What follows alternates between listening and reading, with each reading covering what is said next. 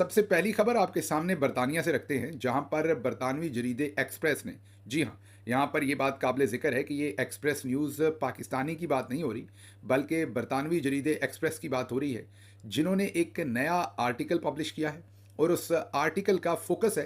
कि सदर ट्रंप की जो जीत है, वो किस तरीके से इमरान खान को मदद करेगी या कर सकती है, या इमरान खान को जेल से निकालने के लिए सदर ट्रंप क्या कर सकते हैं। जो इमरान खान की पोजीशन है, पाकिस्तान तहरीक इंसाफ की पोजीशन है, वो तो हम पहले ही आपके सामने रख चुके हैं। इमरान खान जेल में ये बाकायदा तौर पर ऐलान कर चुके हैं कि वो बहुत खुश हैं कि प्रेसिडेंट ट्रंप जीते हैं, और उन्होंने ये भी कहा कि इससे पहले जो प्रेसिडेंट बाइडन की एडमिनिस्ट्रेशन थी वो बाइस थी। और उन्होंने तारीफ भी की जो प्रेसिडेंट ट्रंप के साथ उनका वक्त गुजरा जब वो प्राइम मिनिस्टर थे और प्रेसिडेंट ट्रंप प्रेसिडेंट थे। उन्होंने बताया कि कैसे कोविड के दिनों में उन्होंने सबसे पहले या बहुत ही जल्द पाकिस्तान के अंदर कोविड टेस्टिंग मशीन्स भेजी, जिससे फ़ायदा हुआ। उन्होंने ये भी बताया कि किस तरीके से उनकी रिक्वेस्ट पर प्रेसिडेंट ट्रंप ने कश्मीर का जिक्र किया, जो उससे पहले बहुत देर से नहीं हुआ था। फिर उन्होंने ये भी बताया कि जब वो वाइट हाउस गए तो किस तरीके से सदर ट्रंप ने उनको बहुत रिस्पेक्ट और ऑनर किया, और उन्होंने अपनी नेक ख्वाहिशात का इजहार किया और ये कहा कि वो उम्मीद करते हैं कि पूरी दुनिया में rule of law, freedom of speech और डेमोक्रेसी और ह्यूमन राइट्स के लिए प्रेसिडेंट ट्रंप अपना मुस्बत रोल अदा करेंगे। लेकिन उन्होंने ये बात क्रिस्टल क्लियर तरीके से कह दी कि पाकिस्तान तहरीक इंसाफ या इमरान खान बाहर किसी कुव्वत या ताकत से मदद की दरख्वास्त नहीं करेंगे कि इमरान खान साहब को जेल से बाहर निकलवाया जाए, बल्कि उन्होंने ज़ोर देकर ये कहा कि पाकिस्तानी कौम को अपने ऊपर इन्हिसार करना चाहिए। और लीडर के तौर पर उन्होंने ये बताया कि मैं अपनी कौम की तरफ देख रहा हूँ, मैं बाहर किसी पावर की तरफ नहीं देख रहा। ज़ाहिर है उनका इशारा प्रेसिडेंट ट्रंप की तरफ ही था कि वो वहाँ से कुछ एक्सपेक्ट नहीं करते, और उनकी जो भी उम्मीदें हैं वो अपनी कौम की तरफ हैं। और उन्होंने कहा था कि अगर कौम चाहती है कि उन्हें हकीकी आज़ादी मिले और ये जो सारा तसल्लुत उनके ऊपर कायम किया जा रहा है इससे उनकी जान छूटे, तो फिर कौम को सड़कों पर आना पड़ेगा। तो जो former prime minister Imran Khan साहब की पोजीशन है, पाकिस्तान तहरीक इंसाफ की पोजीशन है, वो तो बड़ी क्लियर है कि हम समझते हैं कि जब तक पाकिस्तानी आवाम सड़कों पर नहीं निकलेगी, पाकिस्तान को हकीकी आज़ादी मुयस्सर नहीं होगी। और उसके साथ साथ इमरान खान की या तहरीक इंसाफ की तमाम तवक्कुआत अपनी आवाम से है, बाहर किसी से नहीं है। ये तो एक पोजीशन है पाकिस्तान तहरीक इंसाफ की और खुसूसन इमरान खान की। लेकिन जाहिर है ये जो पोजीशन है, ये पूरी दुनिया के जो जरीदे हैं, पूरी दुनिया के जो अखबारात हैं, उनको तो अपने तज्जिए करने से ये पोजीशन नहीं रोक सकती, और जब कोई तज्जिया होगा तो वो हमें आपके सामने भी रखना पड़ेगा। तो अब ये जो बरतानवी जरीदा एक्सप्रेस है, इसके अंदर जो एक बहुत ही मोतबर राइटर है, प्रोफेसर हैं ये अमेरिका के अंदर, और इनका लिखा हुआ ये जो आर्टिकल है, ये बहुत ही इंपॉर्टेंट जो जिहत है former prime minister Imran Khan और मौजूदा प्रेसिडेंट इलेक्ट ट्रंप के दरमियान जो रिलेशनशिप है उसको उजागर करता है। जो प्रोफेसर साहब इसमें लिखते हैं कि सदर ट्रंप का एक तो माजी है कि अगर उन्हें कहीं भी लगे कि किसी शख्स के साथ इनजस्टिस हो रहा है और जस्टिस वहाँ की डीप स्टेट कर रही है या इस्टेब्लिशमेंट कर रही है, तो सदर ट्रंप का ये एक माजी रहा है कि वो उस चीज़ के ऊपर वोकल होते हैं और बोलते हैं। फिर उन्होंने ये भी लिखा कि यहाँ पर चांसेस बहुत ज़्यादा हैं कि सदर ट्रंप इस सारे मामले को अपने साथ रिलेट कर सके। क्यों? क्योंकि सदर ट्रंप के साथ बहुत कुछ, ज़ाहिर है सब कुछ वैसा तो नहीं हुआ जो पाकिस्तान के चौधरी निज़ामुद्दीन ने किया। शायद अमेरिका वाला भी चाहता हो दिल में करना, या शायद वो तो इतना चाह भी नहीं सकते होंगे। तो सदर ट्रंप के साथ कुछ ना कुछ बहरहाल ज़रूर हुआ। आप सब ने देखा जैसे कोलोराडो स्टेट की जो सुप्रीम कोर्ट थी उसने उनके इलेक्शन लड़ने पर ही पाबंदी लगा दी, जैसे काजी फ़ायज़ ईसा ने बल्ले का निशान छीना था। लेकिन वहाँ शुक्र है कि कोई काजी फ़ायज़ ईसा नहीं था, और जो अमेरिका की सुप्रीम कोर्ट थी उसने उस डिसीजन को नल एंड वॉइड कर दिया और ट्रंप को इलेक्शन लड़ने दिया। इसी तरीके से उनके ऊपर जो केसेस बनाए गए, इसी तरीके से जो विच हंटिंग की गई, मीन साइफर का जैसे एक केस इमरान खान साहब के ऊपर बनाया गया है, जिसका मतलब ये है कि साइफर, इमरान खान साहब ने तो बताया कि साइफर सदर बाइडन की जो एडमिनिस्ट्रेशन का पैगाम पाकिस्तानी अम्बेसडर ने पाकिस्तान भेजा था, जिसके बाद जनरल बाजवा ने उनकी हुकूमत को गिराया। इमरान खान ने तो इस चीज़ को वाजे कर दिया हुआ है। लेकिन आप जहन में ये रखिए कि जो पाकिस्तानी मिलिट्री इस्टेब्लिशमेंट है उन्होंने इमरान खान के ऊपर साइफर का केस भले क्या बनाया है। केस तो यही है ना कि साइफर एक सीक्रेट डॉक्यूमेंट था जो क्लासिफाइड था, जो इमरान खान को लीक नहीं करना चाहिए था, पब्लिक नहीं करना चाहिए था, या उसे मिस हैंडल नहीं करना चाहिए था, और उसको गुम कर दिया, ये केस बनाया था। अब अगर सदर ट्रंप के ऊपर जो वहाँ की इस्टेब्लिशमेंट के बनाए हुए केसेस हैं उसमें देखें तो एक बहुत ही बड़ा केस जो उनके खिलाफ बनाया गया है वो यही है कि जो क्लासिफाइड डॉक्यूमेंट्स थे वो उन्होंने मिस हैंडल किए, अपने घर में रखे जहाँ उनको नहीं रखने चाहिए थे और इस चीज़ के केसेस बनाए गए। तो यहाँ भी आपको एक जहत और मिलती हुई नज़र आती है। फिर तीसरी बात ये कि ये जो प्रोफेसर साहब हैं ये लिख रहे हैं कि प्रेसिडेंट ट्रंप रिलेट कर सकते हैं जो कुछ उनके साथ किया गया, जिस तरीके से उनके साथ किया गया उनको नज़र आ सकता है कि former prime minister Imran Khan के साथ भी वहाँ की इस्टेब्लिशमेंट ने बिल्कुल उसी तरीके से फेक और झूठे केसेस बनाकर उन्हें ट्रैप किया। मसलन जो असैसिनेशन अटैम्प्ट्स हैं, आपको पता है कि प्रेसिडेंट इलेक्ट डोनाल्ड ट्रंप पर भी अभी तक 2 असैसिनेशन अटैम्प्ट्स हो चुकी हैं और former prime minister Imran Khan पर कम से कम 3 असैसिनेशन अटैम्प्ट्स जो नोन हैं सबको वो हो चुकी हैं और दोनों को गोलियां लग चुकी हैं। जाहिर है प्रेसिडेंट ट्रंप ज़्यादा लकी थे, मैं ये कहूँगा कि उनके सर के करीब से गोली गुजरी, आल्दो के वो उनको ज़ख्मी करते हुए गुजरी, उनके कान में लगी और अगर वो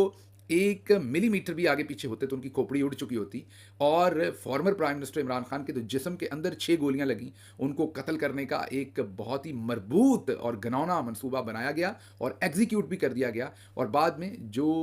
जेआईटी उसको इन्वेस्टिगेट कर रही थी उसमें से कुछ अफसरान ने मुझे बताया कि 1 से ज़्यादा शूटर थे और इमरान खान वो सब कुछ आपके साथ मीडिया पर भी डील और हैंडल और शेयर कर चुके हुए हैं। तो इस तरह से अगर आप असैसिनेशन अटैम्प्ट्स देखें, अदालती अटैम्प्ट्स देखें, एस्टैब्लिशमेंट के दूसरे बनाए गए केसेस देखें, तो आप देख सकते हैं कि प्रेसिडेंट ट्रंप भी वहाँ पर इस्टेब्लिशमेंट के निशाने पर थे और यहाँ पर इमरान खान थे। तो ये मेरा कोई इसके अंदर ओपिनियन नहीं है, ये मैं आपके सामने वो रख रहा हूँ जो एक्सप्रेस जरीदा जो बरतानिया का है उन्होंने लिखा है कि जो सीमिंगली हालात नज़र आ रहे हैं बने हुए, उसमें प्रेसिडेंट डोनाल्ड ट्रंप यकीनी तौर पर, ये दोबारा मैं कह रहा हूँ कि ये एक्सप्रेस जो जरीदा है बरतानिया का, वो ये ओपिनियन दे रहा है अपने एक आर्टिकल में, जो एक राइटर ने ज़ाहिर है लिखा है। वो ये कहते हैं कि देर आर मोर चांसेस कि प्रेसिडेंट ट्रंप इस पर बोलेंगे और वो पाकिस्तानी जो एडमिनिस्ट्रेशन है, ज़ाहिर है मिलिट्री इस्टेब्लिशमेंट जो है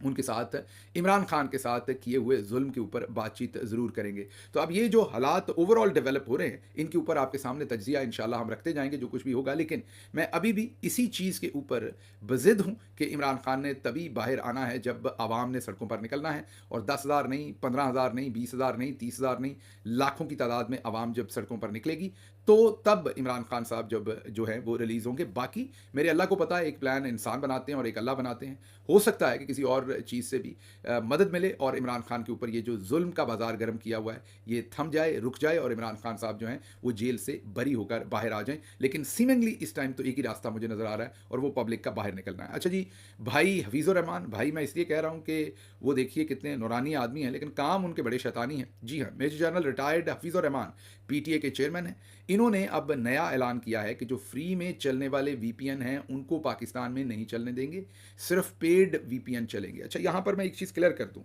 वीपीएन कई वजूहात के लिए इस्तेमाल किया जाता है। फॉर एग्जांपल, अगर मैं जब अपनी यूनिवर्सिटी के रिजल्ट्स बनाया करता था स्टूडेंट्स के, या यूनिवर्सिटी का कोई भी मैं रिकॉर्ड जो है वो इसको एक्सेस करता था दुनिया के किसी और मुल्क में बैठ के, तो मुझे यूनिवर्सिटी का बनाया हुआ वीपीएन इस्तेमाल करना पड़ता था। यूनिवर्सिटी ने ज़ाहिर है वो लाइसेंस एक थर्ड पार्टी से, सिस्को से बाय किया होता था और वो वीपीएन उन्होंने अपने क्रेडेंशियल्स के साथ मुझे एज अ प्रोफेसर दिया होता था। मैंने दुनिया के किसी भी मुल्क से अगर रैकेट अपने स्टूडेंट्स का एक्सेस करना है तो मैं उस वीपीएन के थ्रू कर सकता था, वीपीएन के बगैर नहीं कर सकता था। ये एक एक्स्ट्रा सिक्योरिटी की लेयर ऐड कर देता था ताकि स्टूडेंट्स का जो डाटा था पर्सनल वो लीक ना हो सके, वो कोई और हैक ना कर सके। इसलिए तमाम जो एम्प्लॉयज़ या प्रोफेसर्स हैं उनको भी वीपीएन के गेटवे के थ्रू गुजर के उस डाटा को एक्सेस करना पड़ता था। इसी तरीके से पूरी दुनिया में जो बहुत सारी कंपनीज सर्विसेज ऑफर करती हैं, बैंक्स हैं, कॉल सेंटर्स हैं और बहुत सारी कंपनीज हैं, वो वीपीएन के थ्रू एक्सेस करती हैं डाटा को। कंपनीज उन्हें वीपीएन के थ्रू एक्सेस देते हैं ताकि डाटा की मनूवरिंग ना हो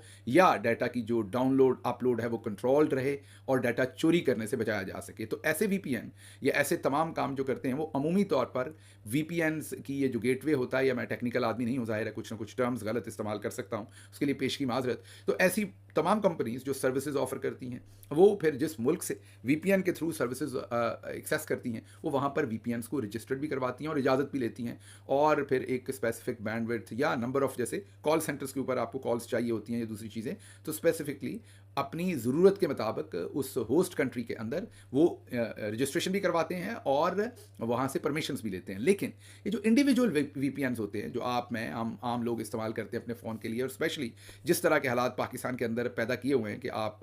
यूट्यूब, एक्स जिसे पहले ट्विटर कहते थे, या और बहुत सारी एप्लीकेशंस को आप एक्सेस नहीं कर सकते विदाउट वीपीएन। ऐसे वीपीएन्स को रजिस्टर्ड भी नहीं किया जाता और उसके लाइसेंस भी नहीं लिए जाते। लेकिन अब भाई हफीज़ इन दोनों चीज़ों को कन्फ्यूज़ करवा रहे हैं अवाम को जानबूझ के, और लोगों को कंट्रोल करने के लिए कि वो अब वीपीएन के थ्रू भी एक्सेस ना कर सकें इन तमाम चीज़ों को। अब कह रहे हैं कि वीपीएन जो हैं उनको भी खरीदें और रजिस्टर्ड भी करवाएं। सिर्फ रजिस्टर्ड वीपीएन जो है वो पाकिस्तान में चलेंगे, फ्री वीपीएन जो है वो पाकिस्तान में नहीं चलेंगे। तो ये हमने थोड़ी सी रिसर्च की ऑनलाइन, जो हमें कुछ नाम मिले। ये हो सकता है इनमें से कुछ नाम ठीक काम करें, कुछ ना करें, इसलिए आप ये नाम भी और बहुत सारे नाम भी होंगे मार्केट में, इन सबको ट्राई करके देखें। इनमें जो पेड वीपीएन होंगे वो यकीनी तौर पर बेहतर परफॉर्म करेंगे, और जो अनपेड होंगे वो कंप्रोमाइज़ करेंगे आपकी सिक्योरिटी को भी। इसलिए कोशिश कीजिए पेड, और उसका तरीका ये है कि एक वीपीएन यूजुअली एक से ज़्यादा लोग जो हैं वो इस्तेमाल कर लेते हैं। आपको पता ही है पाकिस्तान के अंदर मिल बांट के लोग खाते हैं, और पीटीआई के लोग तो अगली खबर हम आपको ये भी दे देते हैं कि जो भाई हफीज़ की ये जो कार्रवाई है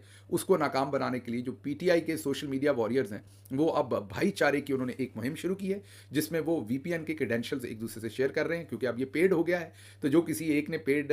खरीदा हुआ है वो दूसरों को भी दे रहा है कि भाई ये मेरा लॉगिन है, आप इसके थ्रू जो है वो एक्सेस कर लें वीपीएन, ताकि आपको पे ना करना पड़े। तो ये एक आप यही कह लें कि एक बॉन्ड ऑफ फ्रेंड्स या bond of brothers and sisters जो इमरान खान के नज़रिए पर लोगों का बना है, उसमें अब लोग शेयरिंग एंड केयरिंग के फार्मूले पर अमल करते हुए अपने अपने वीपीएन के क्रेडेंशियल्स भी, कल से हम देख रहे हैं कि सोशल मीडिया के ऊपर भाईचारे के नाम से एक मुहिम शुरू हुई है, और लोग क्रेडेंशियल्स को एक दूसरे से शेयर कर रहे हैं ताकि भाई हफीज़ रहमान की जो नई शैतानी है उसको किसी तरह से हैंडल किया जा सके। अच्छा जी, अगली खबर आपके सामने रखेंगे कि एसआईएफसी के बड़े बड़े कारनामे तो हमने आपको बताई थे कि आर्मी चीफ साहब ने बताया था कि कुवैत से 25 अरब आना है, यूएई से 25 अरब, सऊदी अरेबिया से 25 अरब और कतर से 25 अरब। वो तो ना आए, लेकिन अब इमरान खान के जो प्लान थे उन पर अमल करना शुरू कर दिया गया है। जी हाँ, अब सरकारी घरों की जो ज़मीन है उसके ऊपर ऊंची इमारतें बनाकर बेची जाएंगी। इस सारे काम के ऊपर इमरान खान ने हुकूमत में आते ही प्लानिंग शुरू की, और बहुत सारी जगहों के ऊपर तो एग्जीक्यूशन करने की तरफ जा रहे थे जब हमारी हुकूमत गिराई गई। तो मतलब सब कुछ तैयार है, नक्शों से लेके तमाम पूरी प्लानिंग तक हुई है, कौन कौन से, और पूरा डेटाबेस बना हुआ है कि कौन कौन से सरकारी घर हैं जो बहुत बड़ी ज़मीनों के ऊपर हैं, जहां पर हाई राइज बिल्डिंग्स बनाकर जो है उस सरमायाकारी को अट्रैक्ट किया जा सकता है। चलें, आप इमरान खान को क्रेडिट आप तो नहीं देंगे, हम कौम को बता रहे हैं कि ये ना सिर्फ प्लान इमरान खान का था बल्कि पूरी मनसूबाबंदी कर ली थी, पूरा होमवर्क कर लिया था, एग्जीक्यूशन से पहले हुकूमत गिराई गई थी। चलें, अगर आप करेंगे इससे मुल्क को फ़ायदा होगा तो उसमें इमरान खान खुशी होंगे, क्योंकि उनकी की हुई जो मेहनत है वो रंग ला रही होगी। तो अब एसआईएफसी जो है वो कोशिश कर रही है कि सरकारी जो commissioner houses, deputy commissioner houses, जिन तमाम को इमरान खान के अहकामात के ऊपर एक कमेटी ने जिन तमाम को फाइंड आउट किया था और फिर प्लान किया था कि वहाँ पर हाई राइज बिल्डिंग्स कैसे बननी है, अब एसआईएफसी वहाँ पर हाई राइज बिल्डिंग जो है वो बनाने की तरफ जा रही है। इमरान खान साहब ने जेल में सहाफ़ियों से बातचीत की है, जिसमें उन्होंने मेन पॉइंट जो क्लियर किया है वो जो एक कन्फ्यूजन थी कि जलसे की हतमी तारीख का ऐलान नहीं किया गया। उन्होंने कहा कि वो मैं खुद करूँगा और मेरी इजाज़त से ही ऐसा नहीं किया गया। उन्होंने कहा कि यह तय हुआ था कि जो स्वाबी का जलसा है उसमें हतमी तारीख का ऐलान नहीं किया जाएगा, लाहे अमल का ऐलान किया जाएगा कि टिकट होल्डर्स और पोजीशन होल्डर्स जो पार्टी के हैं वो कैसे तैयारी करें। उन्होंने कहा हतमी तारीख का ऐलान मैं करूँगा और बहुत जल्द करूँगा। आप तमाम लोग जो हैं वो वार्ड से लेके ऊपर तक अपनी भरपूर तैयारी रखें, और मैं हतमी लॉन्ग मार्च का जो है वो जल्द ऐलान करूँगा। और जब तक बेगुनाह कैदियों को नहीं छोड़ा जाता, पाकिस्तान के अंदर जो इस टाइम फस्तायत है वो ख़त्म नहीं की जाती और लूटा हुआ मैंडेट वापस नहीं किया जाता, तो ये लॉन्ग मार्च वापस नहीं होगा। ये आज इमरान खान साहब ने बात की है जेल में मीडिया से बात करते हुए। अगली खबर जो है वो मलिक अहमद खान जो है उन्होंने बयान ये दिया है कि अब इस्टेब्लिशमेंट हुकूमत को नहीं,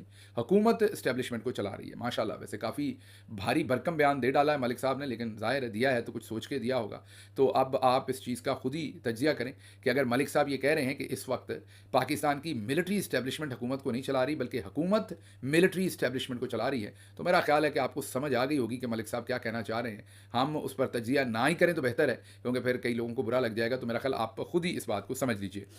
अगली खबर जो है वो राणा सनाउल्लाह साहब ने, नईम अशरफ भट्ट एआरवाई के जर्नलिस्ट हैं, बाकमाल जर्नलिस्ट हैं, अक्सर इंटरव्यू में से कोई ना कोई बात निकाल ही लेते हैं। उन्होंने एक इंटरव्यू किया है जिसमें राणा सनाउल्लाह साहब ने ये कहा है कि हम तो इमरान खान से बात करना चाहते हैं, हमने कभी नहीं कहा कि इमरान खान या पाकिस्तान तहरीक इंसाफ को माइनस करना है। इमरान खान ही हमें मुंह नहीं लगाते, वो हमसे बात नहीं करना चाहते। साथ उन्होंने ये कहा कि जो मौजूदा आर्मी चीफ हैं ये कभी भी आंख नहीं मारेंगे, मतलब कि ये कभी भी ये नहीं होगा कि हुकूमत हम कर रहे हैं और बैक डोर पर ये इमरान खान की पार्टी के साथ भी मुज़ाकरात शुरू कर दें और हमें धोखा दें। उन्होंने कहा ये वो वाले आर्मी चीफ नहीं है, ये आंख का इशारा नहीं करेंगे, तो इमरान खान को हमारे साथ ही बातचीत करनी पड़ेगी जब भी वो करना चाहें। अब ये बड़ी इंटरेस्टिंग बात है, क्योंकि अगर मैं इस सारी कहानी को देखता हूँ, तो मुझे तो इमरान खान इनसे कभी बात करते हुए नज़र नहीं आते, बल्कि वही इनके साथ करते हुए नज़र आते हैं, जो पहले कर रहे हैं, भले उसकी कीमत कोई भी हो। तो अब राणा साहब फिर बेचारे सच ही कहते थे, पिछली दफ़ा उन्होंने बताया था कि जब हम मुज़ाकरात की ऑफ़र करते हैं, तो आगे से हमें गालियाँ पड़ती हैं। ये मैं नहीं, ये राणा साहब ने कहा था। अच्छा जी, अगली खबर जो है वो आपके सामने रखनी है कि हामिद मीर साहब ने स्लो इंटरनेट की दरख्वास्त जो है वो फ़ाइल कर दी है, कि ये फ़ायरवॉल जो तनसीब हुई है और इंटरनेट स्लो किया गया है, इसकी समाअत की जाए। तो 14 नवंबर को अब इसकी समाअत जो है वो मुकर्रर हुई है। जस्टिस अमीनुद्दीन साहब ने सुप्रीम कोर्ट में अपनी पोजीशन संभाल ली है, मतलब वो सुपर चीफ जस्टिस बन गए हैं, आईनी बेंच के हेड बन गए हैं, और उन्होंने ये पोजीशन ले ली है। और जो सुप्रीम कोर्ट बार एसोसिएशन की नौ मुंतखब बॉडी है, उन्होंने मुबारकबाद दी है और जस्टिस अमीनुद्दीन को आईनी बेंच का सरबराह बनाने के फैसले को काबिल सताइश करार दिया है। इसमें मुबारकबाद उन पाकिस्तान तहरीक इंसाफ के भी जय्यद वकला को बनती है जिन्होंने वोट दिए थे। इनको, जो सुप्रीम कोर्ट बार एसोसिएशन की मौजूदा क़यादत है, एहसन बून और आज़म नज़ीर तारड़ का ग्रुप, जो आज अमीनुद्दीन साहब को मुबारकबाद दे रहे हैं। मुझे यहाँ से इजाज़त दीजिए। अल्लाह आपका हामी नासिर हो। पाकिस्तान जिंदाबाद।